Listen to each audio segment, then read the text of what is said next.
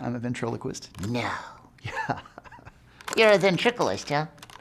No, the word is ventriloquist. That's what I said. No, you did. Sound it out like this.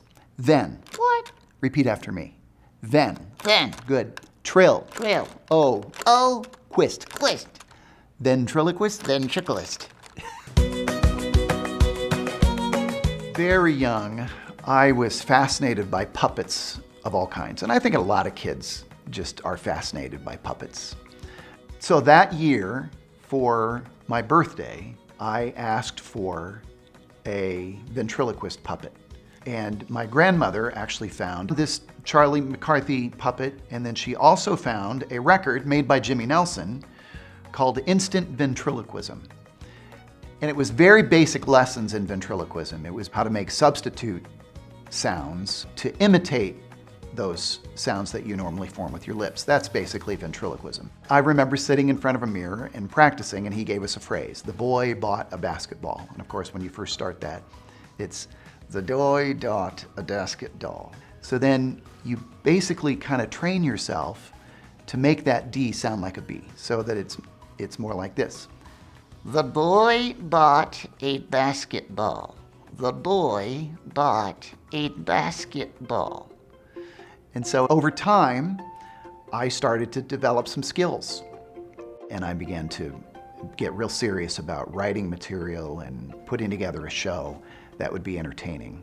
I put this guy on my knee and I just started to play with him and perform with him. You know, it was just magical for me to begin the process. That just kind of happens as a ventriloquist, as you're working with a puppet, where the personality starts to come out as you're playing with it. Well, how you doing? What's going on, man? Yes. So now fast forward to college. People were starting to take note of this unique thing that I did and inviting me to do shows here and there. So I was asked by this Christian ministry crew to work with us and come up with a little routine with your ventriloquist act that would be fun and creative and would capture people's attention. And we go around to some of these parties and share our faith. And so then I would reach into my case and I would pull out Otis and I would launch into a little routine and everybody would kind of gather around and watch the show. And then at the end of this routine, I would say, well, you know, ventriloquism is not the most important part of my life, but actually the most important part of our lives is that we have a relationship with God through Jesus. And so that became the transition to be able to talk to people about Christ. So I began to get a vision for how the Lord actually might use this. It was shortly after that that I learned about Andre Cole. And I learned that he was on staff with Campus Crusade as an entertainer, and that he was a magician. And he used his act first to entertain people and to demonstrate his skills as an illusionist. But then he built a bridge with this very creative illusion involving a light bulb where he told the story of Christ and how he is the light of the world. And I was totally captivated by this idea that many of them will not go hear the Bible teacher that's speaking at the conference, but they will go to the entertainment. And so here's a way that I could actually potentially build a bridge to the gospel on stage. And so I started to think about how I might do that. And it was pretty rough initially. I remember the first time I did it, I was scared to death. I was trembling and I just thought, how is this going to be taken?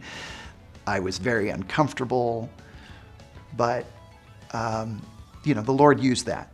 And you know, you have to start somewhere. So what I now do in my show that has been developed over time is I take Aunt Tilly, she's an old lady character, and actually I'll just bring her out.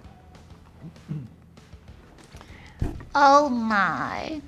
How are you doing, Tilly? I'm all right. I can sit up and take nourishment. Well, that's good. Yeah. So now, Tilly, I'm going to do something a little bit different. What's that? I'm just going to put you down. What? Honey, I'll die. You'll be all right. David, What's wrong? I'm hanging. Oh, all right, well, sorry. Actually, I'll just put you right here. Oh, be careful, honey. Doing all right? You're all right. So I take my hand outside. I take my hand out of Aunt Tilly. And of course, what happens? Here's this character that was alive and talking. And now all of a sudden, she doesn't say anything. Looks kind of sad. But here's what I want us to think about. Aunt Tilly here has a little problem. She has no life. Well, apart from me. You and I have a similar problem. We have no spiritual life apart from a relationship with Him.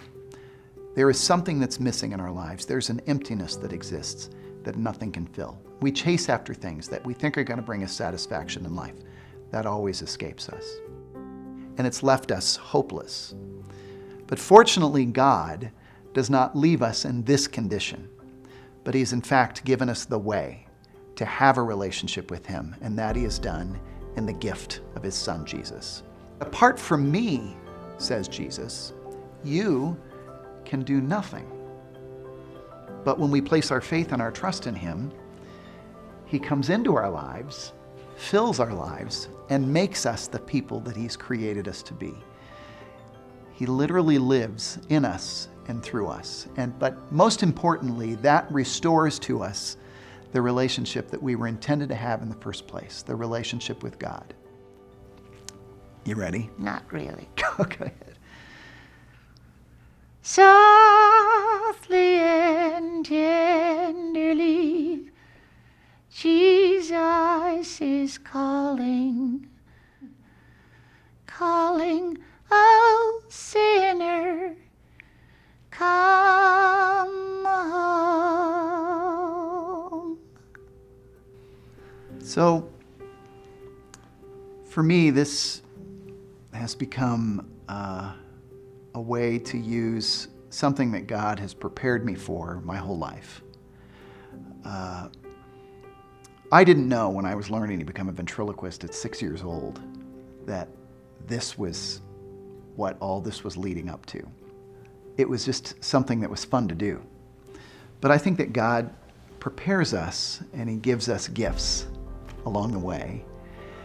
And there comes a point in your life when you realize that God has given me this gift, and there is a way that I can use this for His purposes and to build His kingdom. And so that added a whole new dimension to what I do as a ventriloquist. Now it's not just something that I do on stage to make people laugh and to entertain them, but it's a way to actually build a bridge to give people hope and to give them the greatest message in the world, and that is that God loves you. So I would encourage you or anybody, whatever your talent might be, and it could be anything, it could be any skill, any ability, but to use that, to find a way to build a bridge to God's message to the world for others. And ask Him to show you, to reveal to you, what would that be? That's what God did for me. He just started to reveal to me, this is how I want you to use the talent that I've given you. This is what I've prepared for you to do. And I think that He wants everybody to know that. And whatever that might be, whatever your talent, whatever your skill, whatever your ability, know that God has given that to you. And there's an opportunity for you to use that for His purposes and to build His kingdom. Well, I'm going to go ahead and put her back. Oh, be careful, honey. Sorry, you'll be all right. Oh, I hate that. I know. Well, You all right? not really.